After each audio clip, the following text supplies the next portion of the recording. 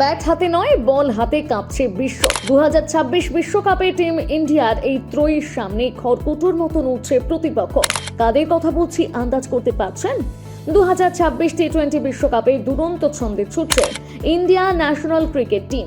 টানা 4 ম্যাচ জিতে অপরাজিত অবস্থায় সুপার 8-এ উঠেছে সূর্যকুমার যাদবের নেতৃত্বাধীন দল। সাধারণত ব্যাটিং শক্তির জন্য পরিচিত ভারত এবার জিতছে মূলত বোলিং এর জোরে। এটাই এই বিশ্বকাপের সবচেয়ে বড় চমক। পরিসংখ্যান বলছে ভারত ইতিমধ্যে 12 জন বোলার ব্যবহার করেছে। অধিনায়ক সূর্যকুমারের কৌশলগত বৈচিত্র্যে প্রতিপক্ষ ব্যাটাররা রীতিমতন বিভ্রান্ত। সবচেয়ে সফল বরুণ চক্রবর্তী 4 ইনিংসে 9 উইকেট নিয়ে তিনি ম্যাচের মোড় ঘুরিয়ে দিয়েছেন। অক্ষর প্যাটেল নিয়ন্ত্রিত বোলিংয়ের, হার্দিক পান্ডিয়া অলরাউন্ড নৈপুণ্য দলকে আরও শক্ত ভিত দিচ্ছে। ব্যাটাররা ব্যর্থ হলেও বোলাররাই জয়ের রাস্তা তৈরি করছে। ব্যাটিংয়ে সূর্যকুমার ও ঈশান কিষান ধারাবাহিক হলেও টপ অর্ডারের ফর্ম নিয়ে সামান্য দুশ্চিন্তা রয়েছে।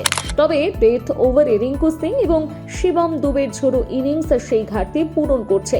শক্ত বোলিং, কার্যকর ফিল্ডিং এবং ভারসাম্যপূর্ণ দল গঠন সব মিলিয়ে ভারত এখন শিরোপার অন্যতম দাবিদার। কোটি সমর্থকদের চোখে আবার জেগেছে বিশ্বকাপ জয়ের স্বপ্ন।